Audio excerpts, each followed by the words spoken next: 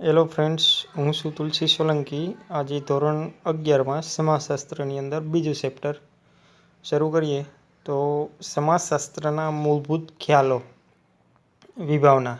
તો એની અંદર આપણે સમાજશાસ્ત્રના જે આગળના ચેપ્ટરમાં ભણ્યા હતા કે સમાજશાસ્ત્ર એક વિષય છે, તો એ વિષય રૂપે આપણે ભણ્યા હતા। તો અત્યારે એના જે મૂળભૂત ખ્યાલો છે, એના વિભાવનાઓ છે, તેને સમજવી ખૂબ જ જરૂરી છે।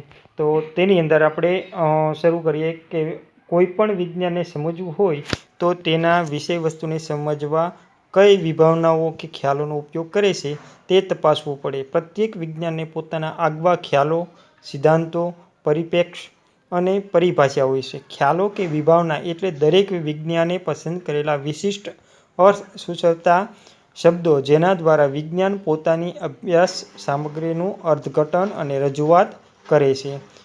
ખ્યાલો ઘટનાને સૂચવતી તાર્કિક રચના છે। કોઈપણ વિજ્ઞાનનો ખ્યાલ ચોક્કસ અર્થપૂર્ણ અને જ્ઞાનેન્દ્રિયો એટલે કે આંખ, કાન, નાક, જીભ, ત્વચા દ્વારા ચકાસી શકાય તેવા અને જે તે ઘટનાને સમજાવી શકે તેવા હોય છે।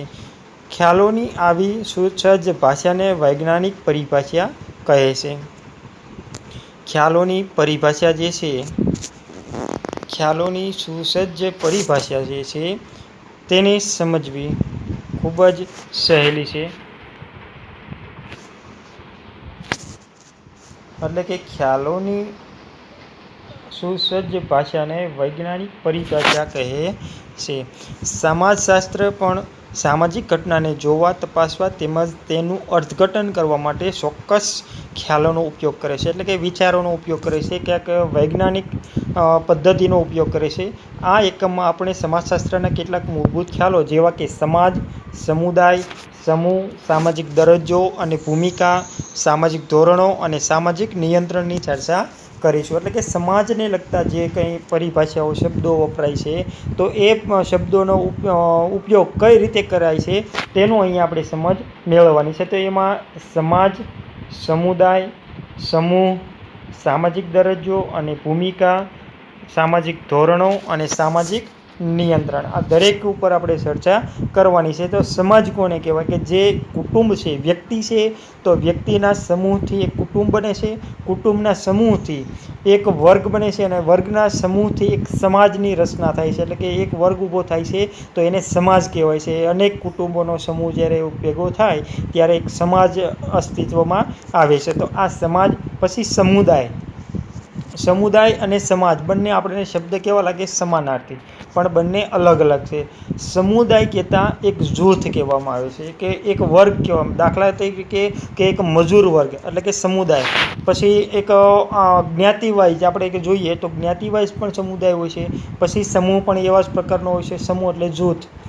પછી સામાજિક દરજ્જો એટલે કે સમાજની અંદર જે આપણે સ્ટેજ ઉપર છીએ તો એની અંદર દરેક પ્રકારના આપણા માતા પિતા છે તેનો દરજ્જો આપણીથી ઉપર હોય છે, એના સંતાનો છે તેનો દરજ્જો એનાથી નીચે, પછી માતા પિતા છે એના પણ માતા પિતા જે છે કે એનો દરજ્જો કેવો હોય છે, વડીલ તરીકે, તો ઉપર હોય છે। તો આવી રીતે સામાજિક દરજ્જો જે છે એ પણ અલગ પ્રકારે છે। પછી ભૂમિકા, બધાની ભૂમિકા અલગ અલગ હોય છે। માતા પિતા છે તો એની ભૂમિકા છે એના સંતાનોને સાચવવા, ઘરની આખો રીત રિવાજ જે છે એને સાચવવો, એટલે કે ઘરની જે રહેણી કહેણી છે, ઘરને કંઈ વપરાશ છે તો એ દરેક ઉપર ધ્યાન આપવું। સંતાનોનું કાર્ય શું છે, ભૂમિકા, તો એને માત્ર ને માત્ર શું કામ કરવાનું છે કે ખાવા પીવાનું, રમવાનું અને ભણવાનું કામ છે।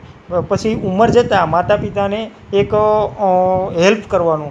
તો આ રીતે દરેકની ભૂમિકા કેવી છે, અલગ અલગ છે, સમય જતાં એની ભૂમિકા બદલાતી રહી છે। પછી સામાજિક ધોરણો એટલે કે નીતિ નિયમો, સામાજિક ધોરણોનો અર્થ થાય છે કે સમાજના જે નીતિ નિયમો છે એ નીતિ નિયમોનું પાલન કરીને આપણે આગળ વધવાનું છે। દાખલા તરીકે આપણે અત્યારે રિવાજ છે, સામાન્ય રીતે આપણે જોઈએ કે 18 વર્ષ પછી એટલે કે 21 વર્ષ પછી કોઈ પણ છોકરાના કે 18 વર્ષ પછી કોઈ પણ છોકરીના મેરેજ થાય છે, આ આપણા રિવાજ છે। તો એ રિવાજમાં આપણે પરિવર્તન લાવી શકીએ કઈ રીતે, તો 18ની પ્લસ આપણે 20 પણ જઈ શકીએ, 21 પણ કરી શકીએ અને 25 પણ કરી શકીએ, એટલે કે 25 વર્ષ પછી પણ આપણે મેરેજ કરી શકીએ। એટલે કે આ સામાજિક જે ધોરણો છે એની નીચે આપણે કામ ન કરી શકીએ, એની બહાર જઈને કામ કરી શકીએ છીએ। પછી સામાજિક નિયંત્રણ, અમુક પ્રકારનું નિયંત્રણ છે કે આ સમાજ સમાજની અંદરનું કાર્ય છે કે દાખલા તરીકે અત્યારે આપણે જોઈએ કે સમાજની અંદર જે રિવાજો છે, લગ્ન કુટુંબ આપણે જોઈએ કે લગ્ન પ્રથા જે છે તો એ લગ્ન પ્રથાની અંદર સમાજ છે, વર્ગ છે, તો એક જ જૂથની અંદર મેરેજ થતા હશે. બીજા બાહ્ય જે વર્ગ છે એટલે કે જ્ઞાતિ છે એની સાથે આપણે આંતર જ્ઞાતિય મેરેજ આપણે કરીશું, બાહ્ય જે જ્ઞાતિ છે એની સાથે આપણે મેરેજ નહીં કરીએ. તો આવા જે નિયંત્રણો છે એની પણ ચર્ચા આપણે કરવાની છે. એટલે કે સામાજિક નિયંત્રણો બીજા જે અલગ પ્રકારના છે કે જે ધોરણભંગના કામ કરે છે કે આવા તેવા, તો એ નિયંત્રણો ઉપર પણ આપણે કામ મતલબમાં એની ઉપર આપણે ચર્ચા કરીશું. તો પહેલો શબ્દ છે સમાજ. તો સમાજનો આપણે વિભાવના જોઈએ કે સમાજ શબ્દને આપણે રોજબરોજના જીવન વ્યવહારમાં ઉપયોગમાં લઈએ છીએ. એટલે કે રોજે રોજ આપણે વ્યવહારની અંદર સમાજનો ઉપયોગ મતલબમાં શબ્દનો ઉપયોગ આપણે કરતા હોઈએ છીએ. પરંતુ સમાજશાસ્ત્રમાં આ શબ્દનો ચોક્કસ અર્થ છે. સમાજ એ એક વિસ્તૃત ખ્યાલ છે. મિત્રો, અહીં સૌપ્રથમ આપણે સ્પષ્ટતા કરી લેવી જરૂરી છે કે આપણને માનવ સમાજનો જ પરિચય હોય છે. કેમ કે આપણો રસ અને હિતો માનવ સમાજ સાથે સંકળાયેલા છે. એટલે આપણે માનવને કેન્દ્રમાં રાખી અને સમાજનો ઉપયોગ કરતા હોઈએ છીએ. આથી સમાજ એટલે જે માનવી પૂરતો સીમિત છે તેવી ગેરસમજ ઊભી થાય છે. પરંતુ પશુઓ, પક્ષીઓ, જીવજંતુઓ પણ સામૂહિક જીવન ધરાવે છે. જેમ કે ઉદય એ આખા ટોળામાં જ હોય છે. એક જગ્યા માત્ર એક જ ઉદય આપણે ક્યાંય જોવા નહીં મળે. જો હશે તો એક આખો ટોળો મતલબમાં એક જૂથ હશે. કારણ કે ઉદય તો આપણે બધે જોઈએ છે, મધમાખી પણ જોઈએ છે, કીડી પણ જોઈએ છે, ચિમ્પાન્જી વગેરે જેવા સામૂહિક જીવનના આધારરૂપ વૈજ્ઞાનિક અભ્યાસો થયેલા છે. આમ માનવી સિવાય અન્ય માનવેતર સજીવો પણ સામૂહિક જીવન જીવે છે. તેમના પણ સમાજ હોય છે. માનવ સમાજ અને માનવેતર સમાજ તેના સહજીવનની સમાનતા ધરાવે છે. તે દ્વારા તેઓ તેમની મૂળભૂત જરૂરિયાતો જેવી કે વસ્તીની જાળવણી, ભરણપોષણ, સંરક્ષણ, નવા સભ્યોની ભરતી, કાર્ય વિભાજન અને સમૂહ એકતા દ્વારા વ્યવસ્થાનું સાતત્ય જાળવે છે. ચિમ્પાન્જીમાંથી માનવીની ઉત્ક્રાંતિ કેવી રીતે થઈ એ ચિત્ર દ્વારા પણ જોઈ શકાય છે. મતલબમાં ચિમ્પાન્જી જે છે તો આપણે માનીએ છીએ કે આપણા પૂર્વજો એટલે કે વર્ષો પહેલાં ચિમ્પાન્જીમાંથી ધીરે ધીરે માનવીનું રૂપાંતર થયું. એટલે કે માનવીનું અસ્તિત્વ ચિમ્પાન્જીમાંથી આવ્યું. એટલે કે ચિમ્પાન્જી અને માનવીના એક જ છે. એટલે કે પૂર્વજ તરીકે એને આપણે ઓળખીએ છીએ. તો આવી રીતે ઉત્ક્રાંતિ અહીંયા આપણને જોવા મળે છે. ઉપરના જે પોસ્ટર અહીંયા આપેલું છે તો એ પોસ્ટરમાં આપણે જોવા મળે છે કે એક ચિમ્પાન્જીમાંથી માનવીનું એક રૂપાંતર કઈ રીતે થયું, ઉત્ક્રાંતિ કઈ રીતે થઈ, તો એ રીતે આખી વિભાવના એક અલગ પડે છે. તો હવે આપણે જોઈએ કે સમાજનો અર્થ અને તેની વ્યાખ્યા. રોજિંદા વ્યવહારમાં સમાજ કે સોસાયટી શબ્દ સામાન્ય અર્થમાં પ્રયોજાય છે. જેમ કે અમારા સમાજના રિવાજો કે નિયમો, તે જ રીતે મહિલા સમાજ, હાઉસિંગ સોસાયટી, કોમ કે જ્ઞાતિ માટે પણ સમાજ શબ્દ વપરાય છે. પરંતુ સમાજશાસ્ત્ર એક વિજ્ઞાન હોવાથી સમાજના ખ્યાલના ચોક્કસ અને સ્પષ્ટ અર્થ હોય છે. આપણે રોજબરોજ ઉપયોગ કરીએ છીએ પણ અમુક નિયત એટલે કે વર્ગ પૂરતી મર્યાદિત શબ્દ વાપરીએ છીએ. પણ સમાજશાસ્ત્ર એક વિજ્ઞાન તરીકે કામ કરે છે ત્યારે સમાજશાસ્ત્રની અંદર તેની વ્યાખ્યા અલગ છે. સમાજશાસ્ત્રીય શબ્દકોશમાં સમાજને નિશ્ચિત ભૌગોલિક વિસ્તાર અને આત્મનિર્ભરતા ધરાવતા માનવ જૂથ તરીકે વર્ણવવામાં આવે છે. જો સામાન્ય રીતે આ વ્યાખ્યા આપણે યાદ રાખવાની છે. સમાજને કઈ રીતે શબ્દનો ઉપયોગ કરવામાં આવે છે તો સમાજને નિશ્ચિત ભૌગોલિક વિસ્તાર એટલે કે ચોક્કસ વિસ્તાર, દાખલા તરીકે આપણે ગુજરાત કે મધ્યપ્રદેશ કે કોઈ પણ ક્ષેત્ર લઈ લેવાનું, ભૌગોલિક વિસ્તાર અને આત્મનિર્ભર ધરાવતા માનવ જૂથ એટલે કે કોઈ ઉપર બોજો નહીં પણ પોતે કામ કરી અને મહેનત કરી અને કમાતા હોય તેવા આત્મનિર્ભરતા ધરાવતા માનવ જૂથ તરીકે વર્ણવવામાં આવે છે. કોઈ બીજા ઉપર આધાર રાખતા નથી માનવ. હવે આપણે જોઈએ કે સમાજશાસ્ત્રી મેકાઇવર અને પેજ નામના સમાજશાસ્ત્રી શું કહે છે સમાજ વિશે, કે સમાજને પ્રસ્થાપિત સામાજિક સંબંધોની હંમેશા પરિવર્તન પામતી વ્યવસ્થા તરીકે પરિભાષિત કરે છે. સમાજને પ્રસ્થાપિત સામાજિક સંબંધોની હંમેશા પરિવર્તન પામતી વ્યવસ્થા તરીકે પરિભાષિત કરવામાં આવે છે. કારણ કે સમાજ છે રોજને રોજ પરિવર્તન આવતું રહે સમાજની અંદર. એટલે કોઈ ચોક્કસ પર અંદર છે નહીં. બીબાની અંદર કોઈ ચોક્કસ ઢાળવામાં આવ્યું નથી. સમાજનો અર્થ છે આપણે અલગ અલગ રીતે ઉપયોગ કરીએ છીએ. સમાજને પ્રસ્થાપિત સામાજિક સંબંધોની હંમેશા પરિવર્તન પામતી વ્યવસ્થા તરીકે પરિભાષિત કરે છે મેકાઇવર અને આમ માનવ સમાજ પ્રાદેશિક જૂથ કે માનવીઓનું એકત્રીકરણ નથી, પરંતુ સામાજિક સંબંધોની જટિલ અને પરિવર્તન પામતી વ્યવસ્થા છે. સમાજ એ સાર્વત્રિક અને સર્વવ્યાપી છે, જે તેની સંસ્કૃતિની વિશિષ્ટતાને કારણે માનવેતર સમાજથી જુદો પડે છે. જે મેકાઇવર અને પેજ છે તેણે મેકાઇવર અને પેજે જે વ્યાખ્યા આપી છે, તો એના આધારે આપણે સમાજનો હવે લક્ષણો જોઈએ.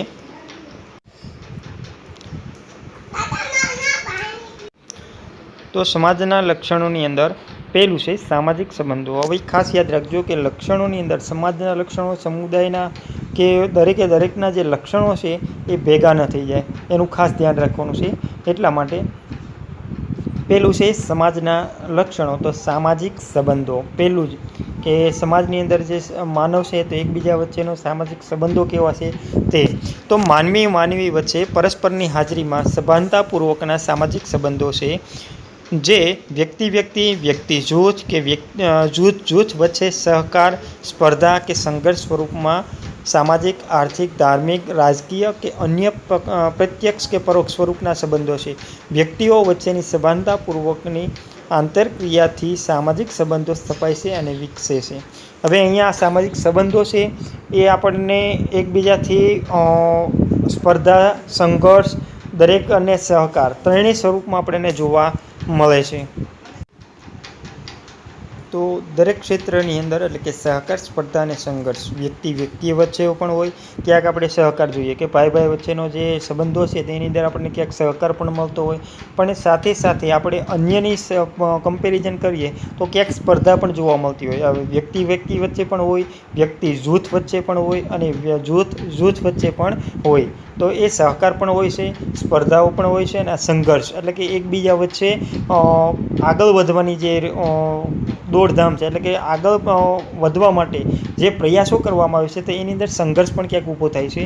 તો આ સ્વરૂપમાં સામાજિક, આર્થિક, ધાર્મિક, રાજકીય કે અન્ય પ્રત્યક્ષ કે પરોક્ષ સ્વરૂપના સંબંધો છે. તો આવી રીતે સામાજિક સંબંધો જોવા મળે છે. બીજું કે સમાનતા અને વિભિન્નતા. પહેલું છે સામાજિક સંબંધો, બીજું છે સમાનતા અને વિભિન્નતા. તો સમાજના સભ્યોમાં માનવી તરીકેનું મૂળભૂત સામ્ય જોવા મળે છે. તેની સામે સમાજમાં સ્ત્રી પુરુષની જાતિ વિભિન્નતા રહેલી છે. શાળાના વર્ગમાં વિદ્યાર્થીઓ માનવી તરીકે એક સરખાપણું ધરાવે છે, જો કે તેઓમાં લિંગ, વય, શારીરિક બૌદ્ધિક શક્તિઓ, રસ, હિતો, વલણો જેવીમાં વિભિન્નતા જોવા મળે છે. સમાજનો ઉદ્ભવ અને સંચાલન સામ્ય અને વિભિન્નતાને કારણે શક્ય બને છે. સમાજ માટે બંને અનિવાર્ય અને એકબીજાના પૂરક છે, એટલે કે સમાનતા અને વિભિન્નતા.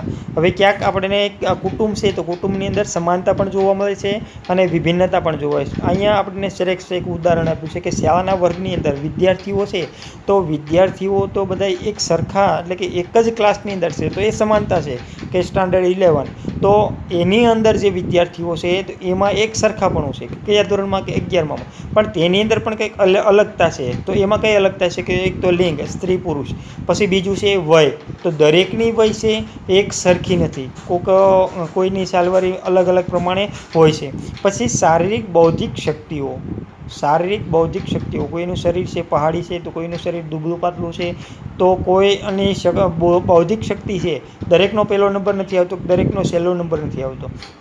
એટલે કે દરેક વ્યક્તિને જે બૌદ્ધિક શક્તિ છે એ પણ અલગ છે. પછી રસ, દરેક વ્યક્તિને એક સરખો કોઈ પણ વિષયમાં એક સરખો રસ હોતો નથી. કોઈને સમાજ ગમતો હોય છે, કોઈને ભૂગોળ, તો કોઈને મનોવૈજ્ઞાનિક, એટલે કે દરેક વિષય પણ દરેકનો રસ જે છે એ પણ અલગ હોય છે. પછી હિત, તો એને જે આગળ પ્રોવાઈડ કરે છે, એટલે કે આગળ જે ભણવાનું છે, એટલે કે આગળ જે એનો ગોલ છે એ ગોલ પ્રાપ્ત કરવા માટે એને જે કંઈ મેળવવાનું છે તો એનામાં કંઈક હિત રહેલું હોય છે મેળવવા માટેનું પણ. પછી વલણો, તો એ કઈ રીતે પ્રાપ્ત કરે છે.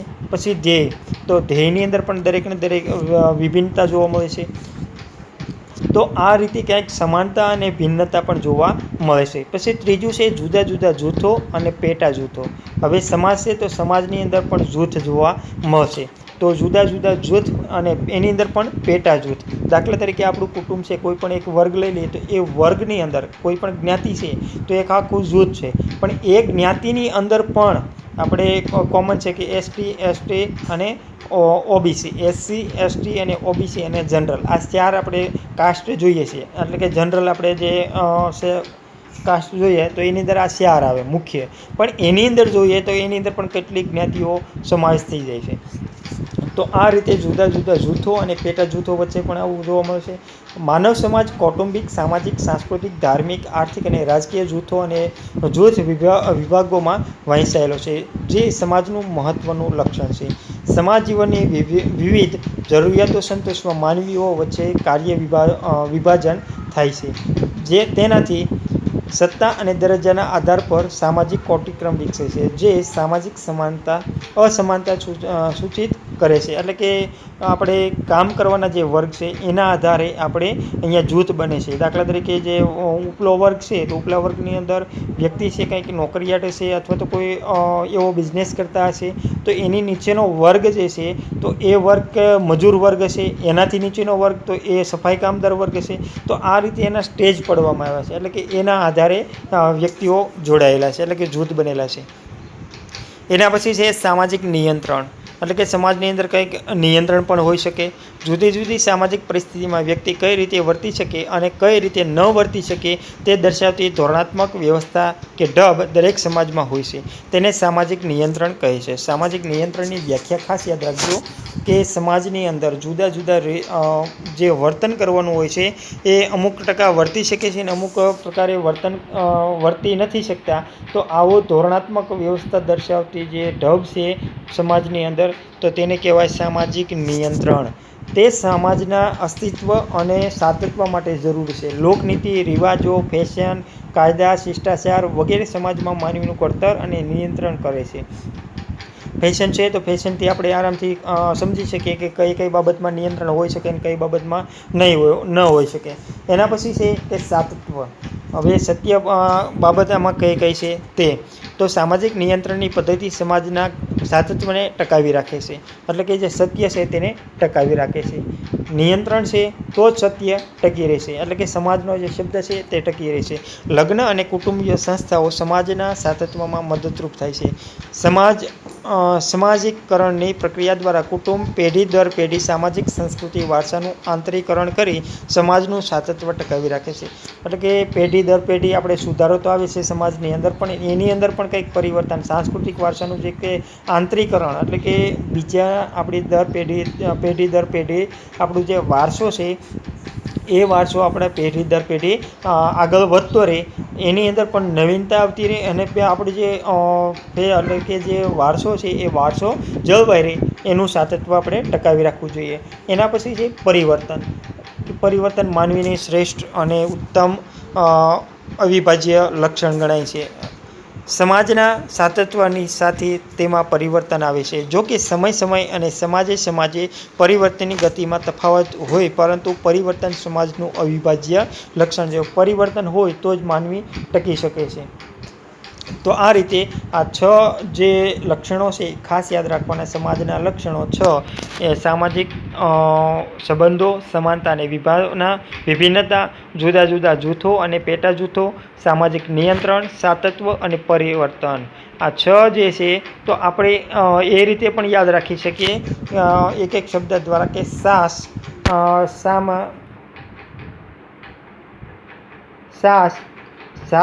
પરી, સાત પરી, સાજુ. આ રીતે પણ આપણે યાદ રાખી શકીએ, એટલે કે એક એક શબ્દ આપણે સૂત્ર બનાવીને પણ જોડી શકીએ છીએ અને એ રીતે પણ યાદ રાખી શકીએ. આ સમાજના લક્ષણો અહીંયા સુધી આપણે રાખીએ. નેક્સ્ટ ટાઈમ આપણે સમુદાયનો અર્થ અને તેના લક્ષણો જે છે તેના વિશે આપણે માહિતી મેળવશું. તો ત્યાં સુધી રજા લઈએ અને હોમવર્કની અંદર પણ આપણે જે સમાજના લક્ષણો છે, સમાજની વ્યાખ્યા અને લક્ષણો, સમાજનો અર્થ જણાવી અને સમાજના લક્ષણોને વર્ણવો. તો આ 5 માર્કનો પ્રશ્ન બનશે, એ હોમવર્કની અંદર લખવાનો છે. ત્યાં સુધી રજા લઈએ. જય હિન્દ, જય ભારત.